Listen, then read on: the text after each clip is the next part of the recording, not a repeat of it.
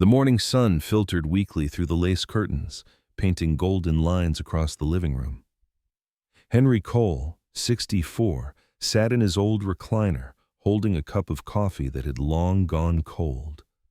Retirement was supposed to be peaceful. Long walks, books, maybe some fishing. But peace was a stranger in this house now. Since Evelyn, his wife of 40 years, passed away, silence had replaced everything. Even the ticking clock seemed slower these days, as if the house mourned with him. Then came the letter. It arrived without a return address, just Henry's name, written in neat cursive that tugged at something deep inside him. He almost didn't open it, but something about the way his name was written, careful, familiar, made him pause. He tore it open, expecting another sympathy note. Instead, he froze. "If you're reading this, Dad, I'm sorry for what you're about to find out." It was from David, his son, the same son he hadn't spoken to in nearly a year. Henry's hand trembled as he unfolded the rest. The words blurred together at first, but one line stood out like a scar. "Mom didn't die from the fall. She was pushed." The room spun. His heart pounded so hard it felt like it might burst. He read it again, slowly this time, making sure it wasn't his grief playing tricks. "Pushed," he whispered, voice cracking.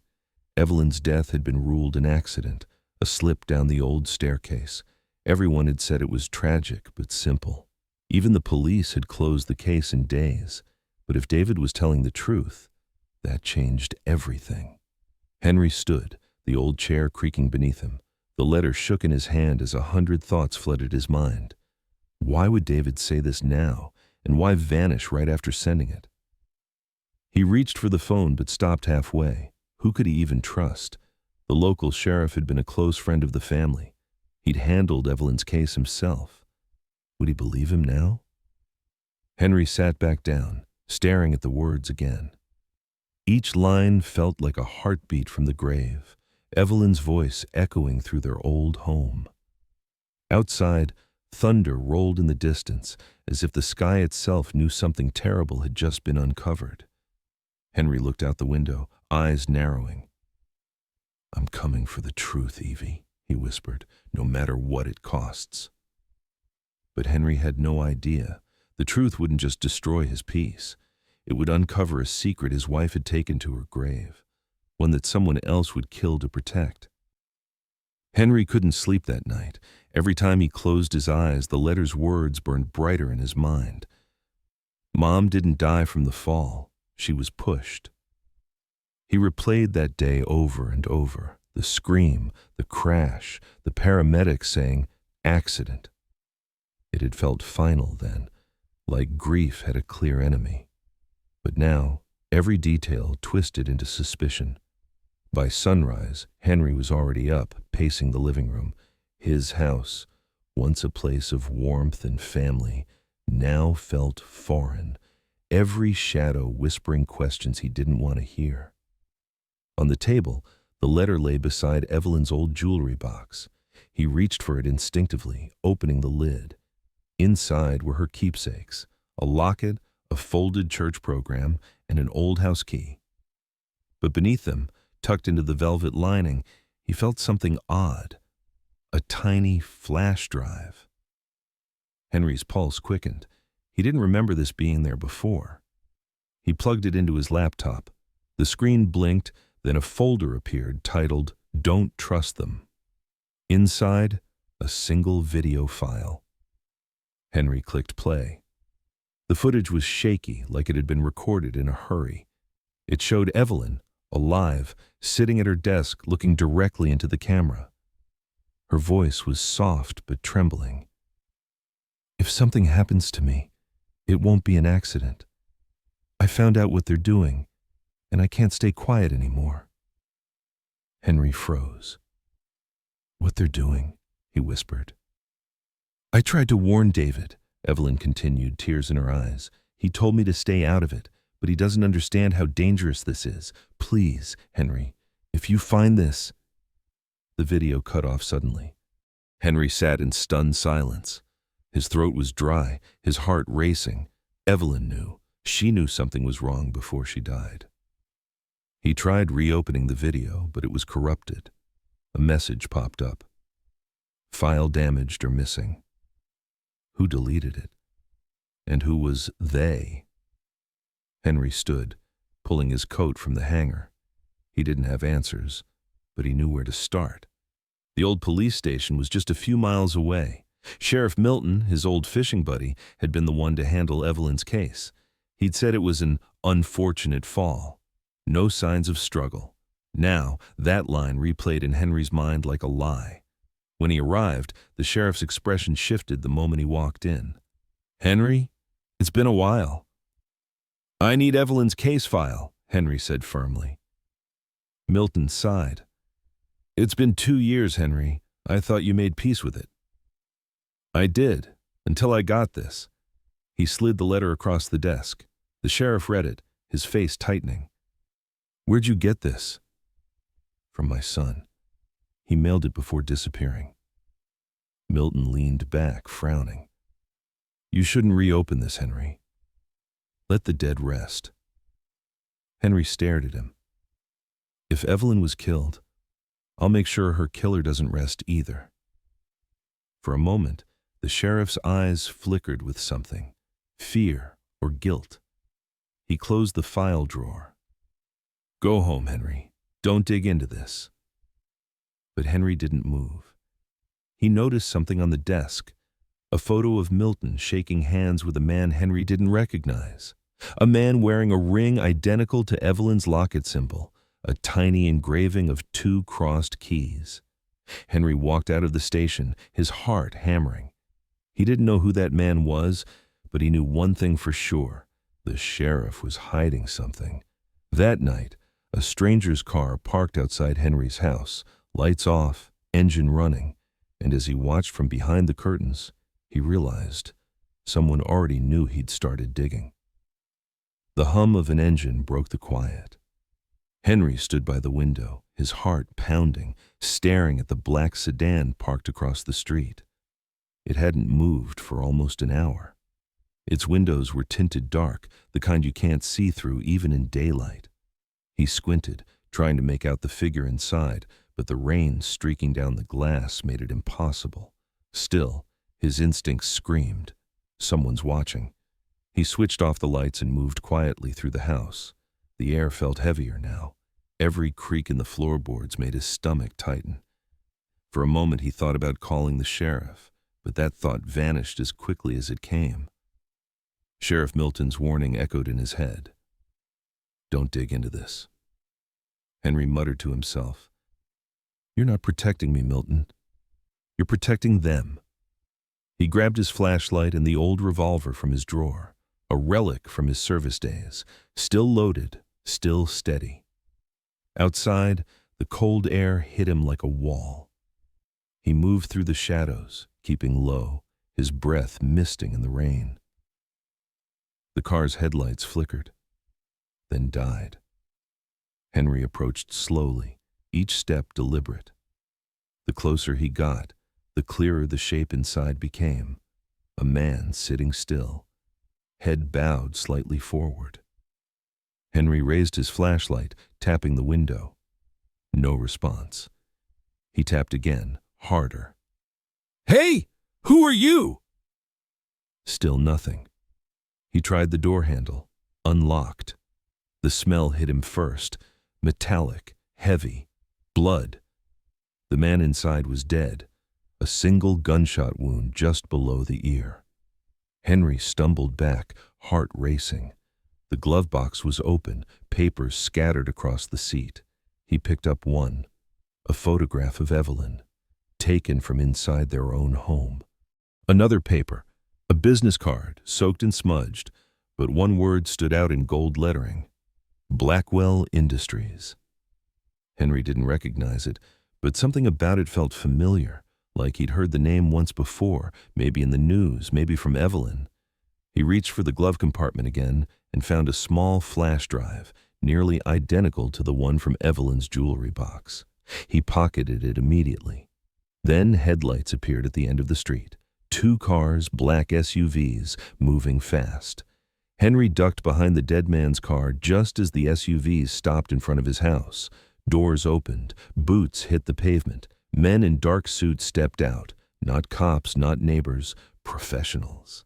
Henry's mind raced. Whoever the dead man was, he wasn't the only one watching.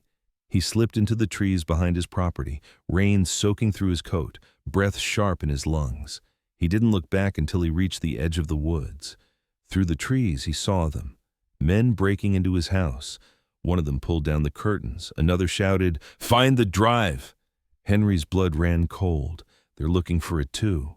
He turned and ran deeper into the woods, clutching the drive in his pocket. His chest ached, but adrenaline pushed him forward. When he finally stopped, gasping for air, he pulled out his phone. No signal. The only light came from the flash drive glinting faintly in his hand. He whispered to himself, "Evelyn, what did you get us into?" By morning, Henry would learn the truth, not just about who killed Evelyn, but about the company she had been secretly investigating before she died.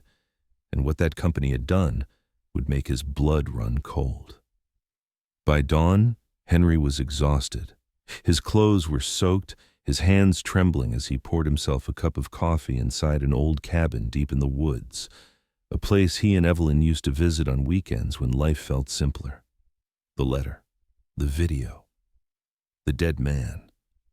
It all pointed to one name now, Blackwell Industries. Henry flipped open his laptop and connected the flash drive.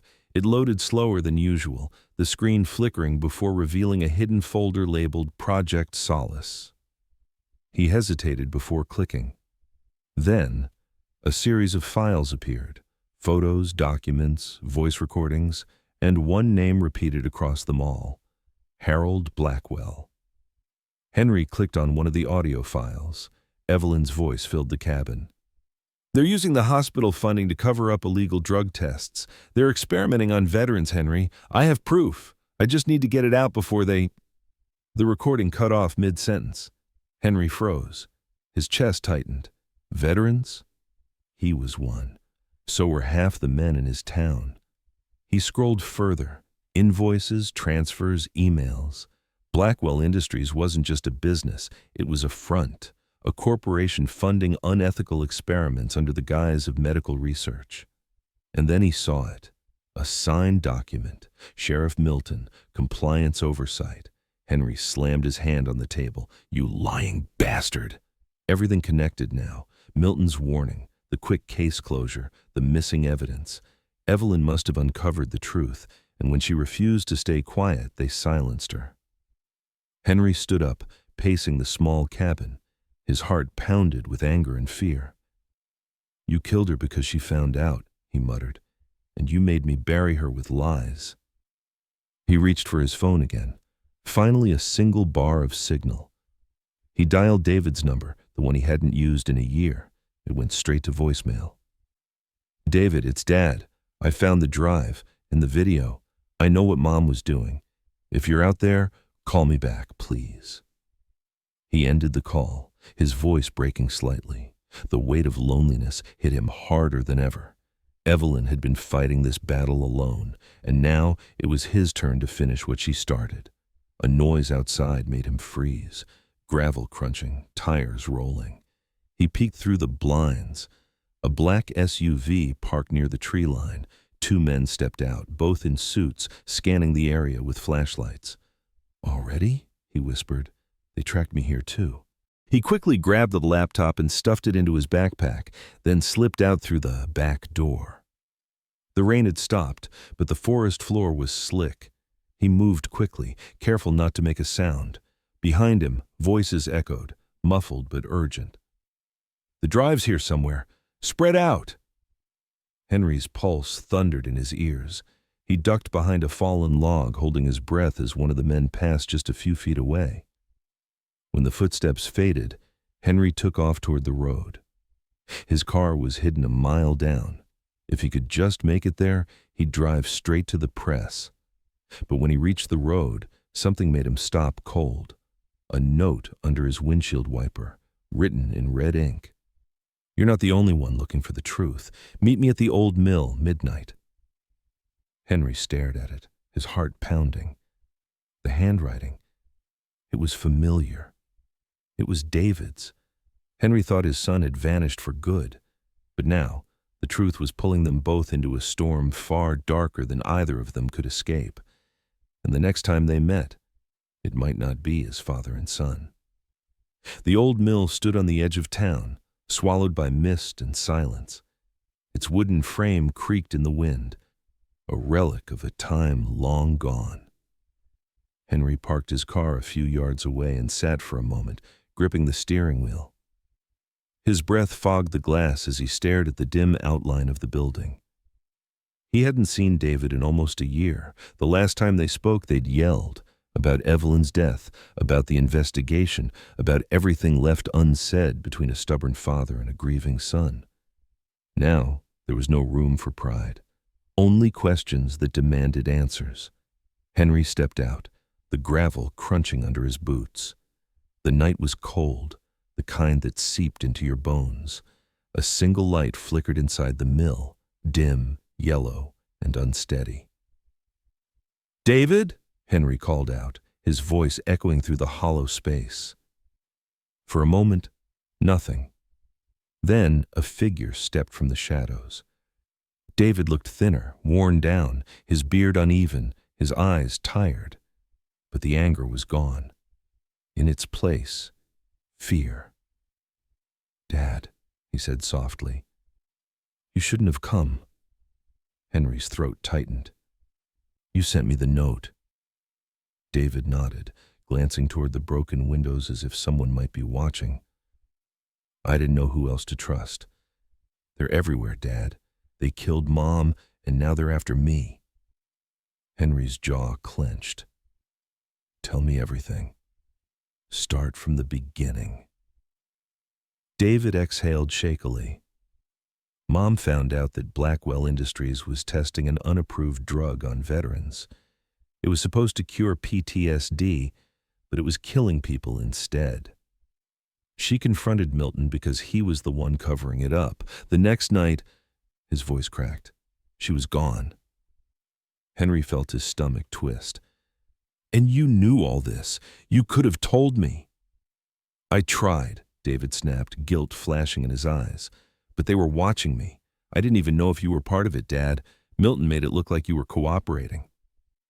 Henry took a step back, stunned. "Cooperating? He stopped himself. "They used me." David nodded.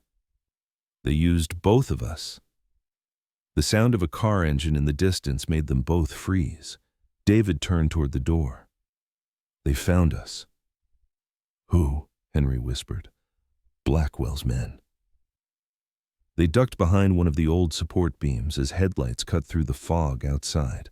3 men got out, all dressed in black. One of them carried a rifle. Henry's heart raced. He looked at his son. "We can't stay here." "I have something," David said, pulling a small hard drive from his pocket. "Mom gave it to me the night before she died. It's got everything. Names, evidence, recordings, but I need your help to get it out." Henry's hand trembled as he took it. "Then we'll finish what she started." David nodded, his eyes wet. "I'm sorry, Dad, for not trusting you." Henry's reply was quiet. "We'll talk later. Right now we run." They slipped through the back door, moving quickly toward the woods. Behind them, voices shouted and boots thundered against the wooden floor. A gunshot rang out, splintering the doorframe inches from Henry's head. He stumbled but didn't stop. David grabbed his arm, pulling him forward. The two of them disappeared into the darkness as the men fanned out behind them. When they finally reached the tree line, David gasped for breath. "There's an old cabin a mile north. We can hide there." Henry turned to look at his son, and that's when he saw it. A red dot flickered briefly across David's chest. "David," he shouted. A gunshot cracked the night. David fell. Henry dropped to his knees, blood on his hands, his son gasping for air. And as headlights flashed through the fog, a familiar voice echoed from behind the trees. "Henry, it didn't have to be this way. The sound of the gunshot tore through the woods, echoing like thunder. Henry froze, the world seemed to stop moving. "David," he shouted, dropping to the ground beside his son. David's eyes fluttered open, pain etched across his face. Blood seeped through his shirt, warm against Henry's trembling hands. "No, no, stay with me," Henry pleaded, pressing down on the wound. "You're gonna be fine, son. You hear me? You're gonna be fine." David tried to speak, but his voice came out broken, weak. "Dad, run. They're coming. I'm not leaving you." Henry snapped. But before he could say another word, footsteps. Fast, deliberate. Flashlights cut through the fog like blades of light. Henry looked up, and then he heard it. That voice. Low, calm, almost regretful. "Henry, it didn't have to be this way." The shape stepped forward, illuminated by the beam of a flashlight. Sheriff Milton. Henry's heart stopped.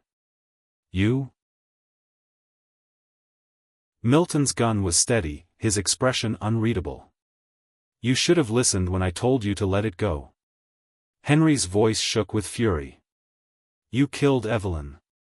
Milton's jaw tightened. "You think I wanted this? You think I had a choice?"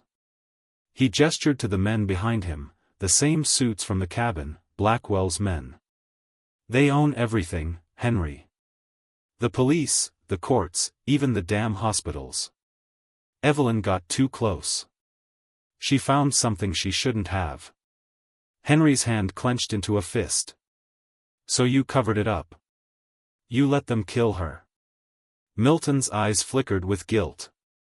"It wasn't supposed to happen like that. She fell. It was an accident. Don't lie to me." Henry's shout echoed through the trees. "You're standing over my family's grave, calling it an accident." Milton's silence was all the answer he needed. Behind him, one of the men spoke. "We need to move. The old man's got the drive." Milton hesitated. His finger hovered over the trigger, and for a split second, his gaze softened. "Go," he said quietly. "What?" "I said go, Henry. Before I change my mind." Henry didn't wait to question it. He grabbed David under the arms and dragged him toward the shadows of the trees. The woods swallowed them whole as gunfire erupted behind them. Bullets tore through the air, splintering branches and sending dirt flying. Henry didn't look back. Not once. He didn't stop running until they reached a small clearing. David's breathing was shallow now, his skin pale. "Stay with me," Henry said, tears mixing with the rain. "You're not leaving me, too." David's hand trembled as it reached into his pocket. He pulled out a folded piece of paper, stained with blood. "Dad, take it," he whispered. Henry unfolded it with shaking hands. It was a note, Evelyn's handwriting. "If you find this, it means they got to me. Don't trust Milton. Don't go to the police. Take everything to the person named below, she knows the truth." At the bottom, one name, Dr. Lila Warren. Henry looked up, his heart breaking as David's eyes began to fade. "No, no. David. Stay with me, please." David's last breath came out like a sigh. "Finish it, Dad." And then, silence. The forest stood still again. Rain tapped softly on the leaves as Henry clutched his son's lifeless body. For a long time, he didn't move. Didn't speak. The world had taken everything from him, his wife, his son, his peace. And in that silence, something hardened inside him. He looked up at the sky and whispered, "I'll finish it, son. I'll finish everything." By dawn, Henry would bury his son and become something else entirely, a man with nothing left to lose, and a truth powerful enough to destroy everyone who thought they could silence him. The hunt for Dr. Lila Warren had just begun. The next morning, the rain had stopped, but the world felt colder. Henry sat in his truck on a dirt road, staring at the name scrawled on the blood-stained note, Dr. Lila Warren. He'd buried David under an old oak near the cabin, beside Evelyn's memory, and promised them both one thing: he would end this. Now, with nothing left to lose, Henry followed the only lead he had. He looked up the address written in Evelyn's handwriting, an old research facility 2 towns over. The building had been abandoned for years, but according to the GPS, someone had recently activated its power grid. When he arrived, the structure loomed like a skeleton of concrete and steel. The sign out front still read, Blackwell Medical Research. The paint was faded, the windows boarded. But a faint hum came from inside. Henry stepped through the broken doors, flashlight in hand. The air was thick with dust and something else, chemicals, faint but familiar. He moved down a long hallway lined with rusted lockers and peeling walls until he saw it, a faint light glowing under a lab door. He pushed it open. A woman in a lab coat sat hunched over a computer screen. Her hair was gray at the edges, her face sharp but tired. When she looked up, her eyes widened. "Henry Cole," she said softly. "I was wondering when you'd find me." He froze. "You know who I am?" She nodded slowly. "I worked with Evelyn. She trusted me, before they shut us down." Henry stepped closer, his voice trembling between anger and desperation. "She died because of this. Because of you people." Lila lowered her gaze. "Not because of me, Henry. Because she refused to stay quiet." He slammed his hand on the table. "Then start talking. What was Project Solace?" She took a deep breath and turned the monitor toward him. Dozens of files filled the screen, documents, medical reports, photos of men in hospital beds hooked to machines. Project Solace, she began, was a military-backed program designed to suppress trauma. The idea was simple: erase the emotional triggers that cause PTSD. But what Blackwell didn't tell us was that the formula they created didn't heal, it rewired. Henry frowned. Rewired?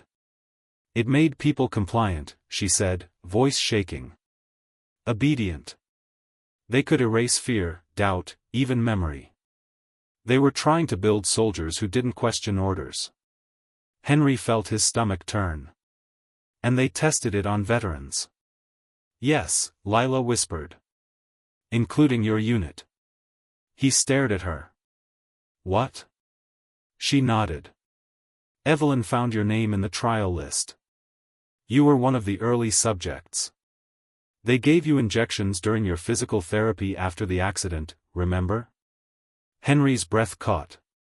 Images flooded his mind, the rehab ward, the nurses, the shots he never questioned. "You're telling me," he stopped, his voice breaking. "They used me." "They used everyone," Lila said softly. "Evelyn tried to expose them. She gathered proof, names, everything. But Milton was already compromised. When she refused to hand over the files, they made it look like an accident." Henry turned away, gripping the edge of a desk to steady himself. His whole life, every moment after the war, now felt like a lie. He looked back at her, eyes burning. "Then we end them. All of them." Lila hesitated. "There's one problem." "What problem?" She reached into a drawer and pulled out a USB drive identical to the others. "Blackwell's still active. They moved the operation underground. And Milton, he's not working alone anymore. He's reporting directly to someone higher." Henry stared at her. "Who?" Before she could answer, the lights flickered. Then, a sharp crack. The window shattered. Lila gasped, clutching her chest. Blood spread across her white coat. Henry ducked behind the desk, heart pounding, as a laser sight swept across the wall. He crawled to her side, but her voice was barely a whisper. Finish it, find the main file. It's called Reverie. That's where it all begins. Her hand went limp. Outside, the sound of footsteps echoed, heavy, methodical. Henry clenched his jaw and grabbed the drive. They thought they could scare him off. They were wrong. As he slipped into the shadows, Henry realized this wasn't just about Evelyn anymore. This was war, and he finally knew where to strike first.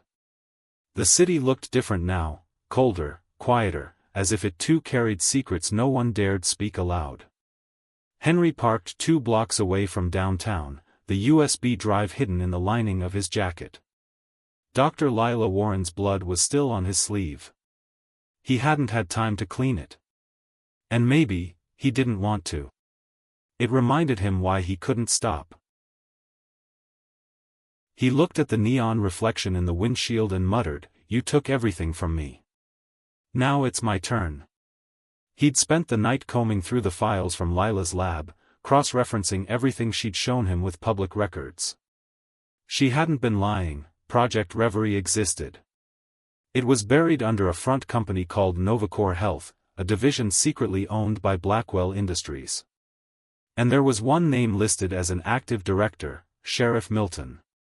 Henry stared at the address tied to the project's funding. It wasn't a research center. It was a private mansion on the outskirts of the city. By midnight, he was there. The mansion loomed behind tall gates, lit by security floodlights. Guards patrolled the perimeter, earpieces glowing faint blue in the dark. Henry crouched near the tree lean, his old military instincts kicking in. Every sound, every light mattered now. He watched their rotation pattern, 2 guards at the gate, one near the garage, another by the rear garden. He waited until the nearest guard turned his back, then slipped through a side fence, landing silently behind a row of hedges. The cold metal of his revolver pressed against his ribs. Inside, through a window, he saw Milton, sitting comfortably at a grand desk, laughing with another man over whiskey. Henry recognized him instantly. Harold Blackwell. The face from the photo in the sheriff's office. So it was true, they'd worked together all along. Henry's hands shook with anger. He watched as Milton poured another drink, his laughter fading into something darker. "It's done," Milton said. "Warren's out. The files are gone." Blackwell nodded. "Good. Then we can move to phase 2. The drug goes public next month, rebranded as a treatment for anxiety. The public won't even know." Henry's jaw clenched so hard it hurt. Rebranded. They weren't stopping. They were expanding. He slipped his phone from his pocket and began recording through the window, every word, every face. Then, a noise behind him, the crunch of a branch. Henry spun around, gun raised. A flashlight hit his eyes. "Freeze!" A guard stood a few feet away, weapon drawn. Henry fired first. The silenced shot dropped the man instantly. He caught the body before it hit the ground, dragging it behind a bush. Inside, Milton's voice suddenly stopped. He looked toward the window. "Did you hear that?" Henry ducked just as the curtains were pulled back. A beam of light swept the yard, stopping right where the body lay hidden. Blackwell's voice was calm but cold. "We're not alone." Sirens started to wail, private alarms, not police. The mansion lights flared brighter. Guards poured out from every door. Henry ran. Bullets tore through the trees behind him. One grazed his shoulder, but he didn't stop. The sound of shouts echoed through the woods as he dove into a drainage ditch. He lay still, chest heaving, gripping the USB drive in his fist. He had the proof now, the recording, the files, everything. But he needed a way to get it out before they found him again. The sound of footsteps above made him freeze. 2 guards were searching the area, flashlights cutting through the dark. "He's bleeding," one said. "Follow the trail." Henry pressed his palm to his wound, stifling the pain. He stayed motionless until their voices faded. Then he crawled out, soaked, shivering, but alive. When he reached his truck, he didn't start it right away. He sat there in the dark, blood dripping down his arm, eyes burning. He whispered to himself, "You made me the hunted. Now it's your turn." As dawn crept over the horizon, Henry uploaded the first file to a hidden online server. But before the progress bar hit 100%, a single message flashed on his screen. "We see you, Henry." The words on Henry's laptop screen glowed like a warning. "We see you, Henry." For a moment, he couldn't breathe. He slammed the laptop shut and glanced around the truck, nothing but the pale glow of dawn and the empty road stretching behind him. Still, he couldn't shake the feeling that someone, somewhere, was already moving toward him. He pulled the flash drive from the port, slipped it into his jacket, and hit the ignition. The truck roared to life. He needed to get to someone who could publish this, a journalist, an ally, anyone outside of Blackwell's reach. There was only one person Evelyn ever trusted with sensitive information, a local investigative reporter named Samantha Hayes. She had helped expose military fraud years ago, back when Henry still believed the system worked. He drove fast, barely blinking, the road ahead a blur of color and ghosts. His shoulder throbbed, blood seeping through the bandage. Every breath hurt, but he didn't stop.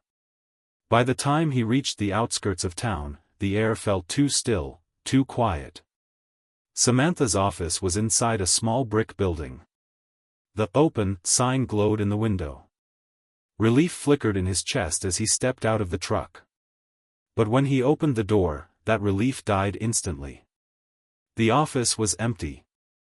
Desks overturned. Papers scattered like leaves in a storm. On the floor, a phone, its screen cracked, the wallpaper frozen on an image of Samantha smiling with her daughter. Henry's stomach dropped. No, not again. A shadow moved behind him. He spun, gun raised. "Easy there, old man," a familiar voice drawled. Sheriff Milton. He stepped from the hallway, his badge glinting under the light. But something about his face was different now, the mask of a man who'd stopped pretending. "Put the gun down, Henry," Milton said. "You've done enough damage." Henry's voice was hoarse. "Where's Samantha?" Milton sighed, tilting his head. "Gone. You should have stayed out of this. You killed her." "Not me," Milton said coldly. "But you pushed us to this point." Henry's hand tightened around the gun. "I trusted you once. You stood beside me when I buried my wife." Milton's eyes flickered with guilt for the briefest second. "And I tried to protect you from the truth." "You call this protection?" Henry growled. "You killed my family." Milton stepped closer, lowering his weapon slightly. "You think I wanted any of this? You think I sleep at night? Blackwell owns me, Henry. They own everything. You can't win." Henry steadied his aim. "Then I'll burn it all down." Milton sighed again. "You still don't get it. Evelyn made the same mistake." Henry froze. "What are you talking about?" "She wasn't just investigating them," Milton said quietly. "She was part of it, at first. She thought the project could help you, help veterans like you. When she found out what it really was, she tried to undo it. That's when Blackwell decided she knew too much." The words hit Henry like a sledgehammer. "Evelyn, involved?" "No. She'd been a nurse, compassionate, careful. She couldn't have been part of that." "You're lying," Henry whispered. Milton looked almost sad. "I wish I was." Before Henry could react, the faint buzz of an engine echoed outside. Milton turned toward the window just as headlights flooded the room. Black SUVs again. Blackwell's men. Milton cursed. "They're here for both of us." Gunfire shattered the windows. Henry dove behind a desk as bullets tore through the walls. Milton fired back, shouting orders to men who weren't listening anymore. The air filled with smoke, dust, and chaos. Henry crawled toward the back exit, clutching the flash drive. He glanced at Milton, who was bleeding from his arm but still shooting. "Go!" Milton yelled. "End it." Henry hesitated. For all the lies, for all the blood, he still saw the man who used to be his friend. But there was no time for mercy. He ran through the back door into the alley, heart pounding, sirens in the distance. As he reached his truck, his phone buzzed, a blocked number. He answered, breathless. "Henry Cole," a woman's voice said softly. "If you want to finish what Evelyn started, meet me where she died. Tonight." Then the line went dead. Henry stood there, frozen. His wife's voice echoed in his mind, "Don't trust anyone." As night fell, Henry drove toward the house where it all began, unaware that waiting for him there wasn't justice. But the one truth he was never meant to uncover. The night felt heavier than usual, the kind of stillness that makes every sound echo twice. Henry drove down the narrow road leading to the house he once called home, his headlights slicing through the mist. It was here, 2 years ago, that Evelyn had died. And tonight, it was where everything would end. The closer he got, the more his hands trembled. The house stood exactly as he remembered, the porch light broken, the curtains drawn, the paint peeling in strips. Only this time, another car was parked out front. A sleek black sedan. Henry stepped out slowly, gun in hand. The door was open, just a crack. He pushed it wider, the hinges groaning like the house itself recognized him. Inside, dust floated in the beam of his flashlight. He walked past the staircase where Evelyn had fallen, no, where she'd been pushed. The memory hit like a blade. "Henry." The voice froze him mid-step. From the shadows of the living room, a woman emerged. Her posture was calm, her voice steady. He recognized it immediately. The woman from the phone. Dr. Lila Warren. But she was supposed to be dead. His voice trembled. "You, how?" She smiled faintly, stepping into the light. "I'm not who you think I am." Her features were softer now, different. Not identical, similar. Lila Warren had a twin. "My name is Laura," she said. "Lila was my sister. When she was killed, I took her place. She left me everything, her research, her warnings, and your wife's files." Henry's grip on the gun tightened. "Why call me here?" "To show you the truth," Laura said. "About Evelyn, about what she really discovered." She held out a tablet, playing a video file labeled, Reverie_Main. Evelyn's face appeared on screen, tired, frightened, but alive. "Henry, if you're watching this, it means I didn't make it. You deserve to know everything." Project Reverie wasn't about curing trauma. It was about control. They used veterans as test subjects, including you. Henry's heart sank. He'd known it, but hearing her say it broke something inside him. "They made me believe I could help," Evelyn continued, tears in her eyes. "I gave them access to your medical records, your treatment. I didn't know what they were doing until it was too late. I tried to stop them. I failed." The video shook in her hand as she whispered, "Forgive me, Henry. Please, finish this for me." The screen went black. Henry's knees gave out. He sank onto the floor, the gun slipping from his hand. She was trying to protect me," he whispered. "All this time." Laura stepped closer. "She loved you, Henry. She risked everything to undo what she'd done." A faint creak sounded upstairs, footsteps.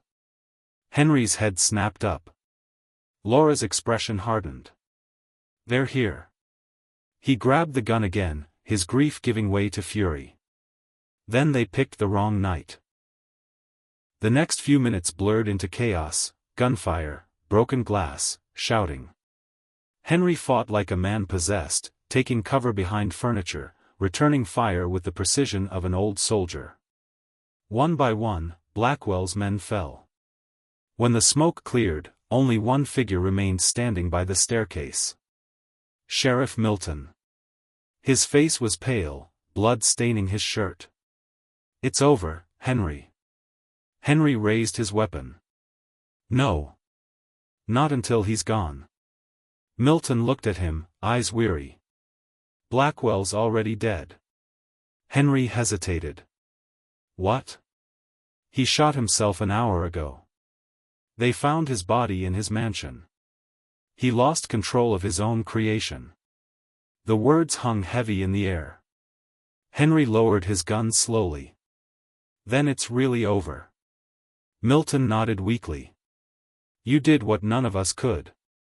Henry stared at the staircase, the one where Evelyn had fallen, then back at Milton.